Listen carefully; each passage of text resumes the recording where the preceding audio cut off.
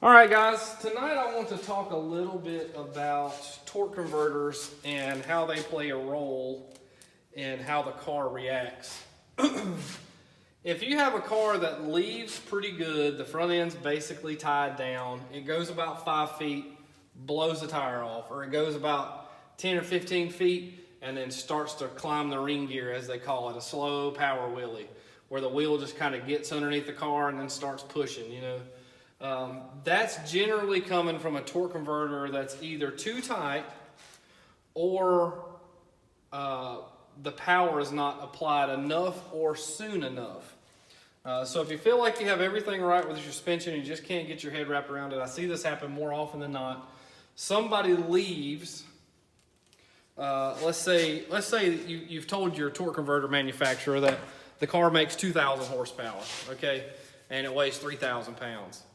And you're trying to get some soft hits in to try to figure out where the tune-up is, see what the car likes, and whatever else. And you start inching up, and you start inching up, and you start inching up, and you start leaving at like 3,500 when you think you should be leaving at 4,500.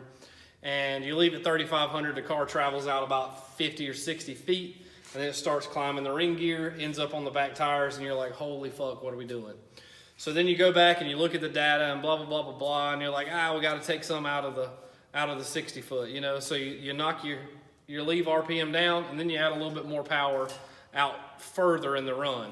You go back, car does the same thing. It just waits another 30 feet to do it. And it rides back up on the rear tires. You're like, holy shit, I haven't got enough power in it for the turbos to even follow the boost ramp. We haven't got enough power in it to do a decent 60 foot. And this son of a bitch is riding a wheelie. Torque converter's too tight. Or the suspension's wrong, or whatever. And you've got the thing tied down. You just can't figure it out. 90% of the time it's because the car does not have enough wheel speed in it, or the torque converter is locked up before the engine actually makes it to peak torque. If your torque converter is locked up or almost 1-to-1, like it's coupled, it's ready to go, and then your engine makes peak torque and you make 1,700 or 1,700 foot-pounds, when that comes on, the car's going on the back tires if the track's good, or it's knocking the tires off if the track's not good. So what you have to do, and I see this happen a ton, people will go out 3,500, starts to ride a wheelie, knock the tires off with a 60 foot, and then they back up. What they should have done is take the car further. If you can get it up to where you know it's gonna operate at, not in the sneak up, let's be gentle with it stuff. If you can get up to 4,500 where it's supposed to leave, then the car starts working better. You flash the converter up, you get past peak torque, there's enough wheel speed in it.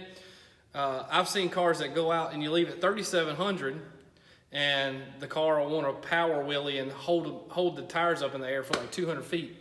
You go back, raise the launch RPM 4,200 and the car all of a sudden works. Let go of the trans brake, converter flashes up, car picks the tire up like an inch, holds it there for like 300 feet, makes the trip perfect. So if you have that kind of problem where you're dealing with power wheelies quite a bit, it may be an issue where you need to apply power a little sooner. Now, if you let go of the button and the car just instantly goes up in smoke, it may be a weight bias problem. It may be a suspension problem, spring rate issue, shock issue. It could be a tire problem. But 90% of the time, if the car starts to leave, moves 5 feet, and then does something funny, it's generally in the torque converter or front suspension. If you're leaving in what you think is a safe range.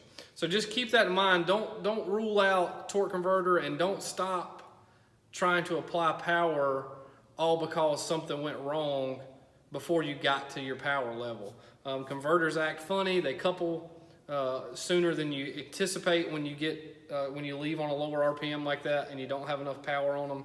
And then they make the car do stupid stuff. So if you've told somebody you make 2,000 horsepower and you're a certain weight, and they make a converter for you or a camshaft for you or whatnot, you need to kind of concentrate. Be safe doing it, but you kind of need to concentrate on getting that power in as soon as possible and making the car work as best as you possibly can.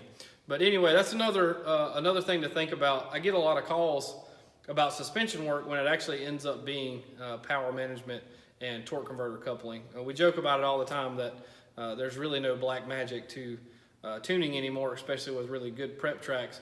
All the black magic is in power management because now it's too easy to make gobs of it. So anyway, I'm Rob D. Hope that helps somebody. I'm gonna get back to work.